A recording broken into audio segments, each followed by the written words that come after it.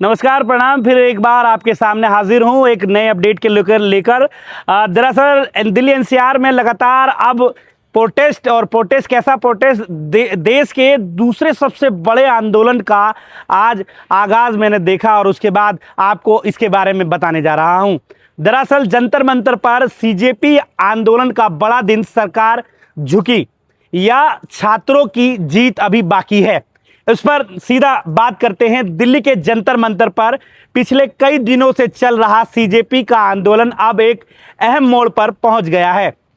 हजारों छात्र अपने भविष्य, शिक्षा व्यवस्था और परीक्षा प्रणाली में सुधार की मांग को लेकर लगातार डटे हुए हैं।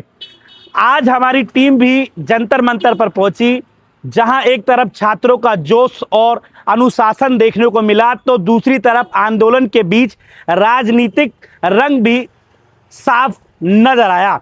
दरअसल प्रदर्शन स्थल पर पहुंचे अधिकांश छात्र सिर्फ अपनी मांगों को लेकर आवाज उठा रहे हैं। उनका कहना था कि यह लड़ाई किसी राजनीतिक दल की नहीं, बल्कि देश के करोड़ों छात्र की भविष्य की है। लेकिन इस बीच कुछ ऐसे लोग भी दिखाई दिए हैं जो मंच से अलग अलग संविधान विरुद्ध नारेबाजी और देश के शीर्ष नेतृत्व के खिलाफ आपत्तिजनक टिप्पणियां करते हुए नजर आए। ऐसे में सवाल उठने लगे हैं कि क्या छात्रों के इस आंदोलन में कुछ ऐसे लोग अपनी राजनीतिक एजेंडे को भी आगे बढ़ाने की कोशिश कर रहे हैं। दरअसल भारत के प्रधानमंत्री को भी अभद्र भाषा का प्रयोग कर रहे थे, अलग अलग तरीके से गालियां दे रहे थे। ये किस तरीके का प्रोटेस्ट था, वो सबसे बड़ी बात है। हालांकि इन सब के बीच सबसे सकारात्मक तस्वीर सिख समाज की थी और देखने को भी मिली कि आंदोलन स्थल पर लगातार लंगर चलाया जा रहा था, जहां बिना किसी भेदभाव के हजारों छात्रों और प्रदर्शनकारियों को भोजन कराया गया। इसके अलावा कई सामाजिक संगठन और आम नागरिक भी पानी, भोजन और अन्य जरूरी सामान उपलब्ध कराते नजर आए।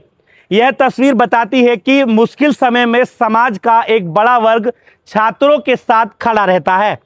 अब बात उस बैठक की जिस पर पूरे देश की नजर थी। आज संविधान क्लब में केंद्र सरकार और सीजेपी के जो प्रतिनिधि के बीच दूसरे दौर की वार्ता हुई। सरकार की ओर से केंद्रीय मंत्री जेपी नड्डा और डॉक्टर जितेंद्र सिंह मौजूद रहे, जबकि सीजेपी ने अपने प्रमुख मांगें सरकार के सामने रखी थी। बैठक के बाद सीजेपी नेताओं ने दावा किया कि सरकार ने दो महत्वपूर्ण मांगों पर सकारात्मक सहमति जताई है। पहली, नीट पेपर लीक मामले से जुड़े कथित आत्महत्या करने वाले छात्रों के परिवार को आर्थिक सहायता और मुआवजा देने के प्रस्ताव पर सहमति बनी है।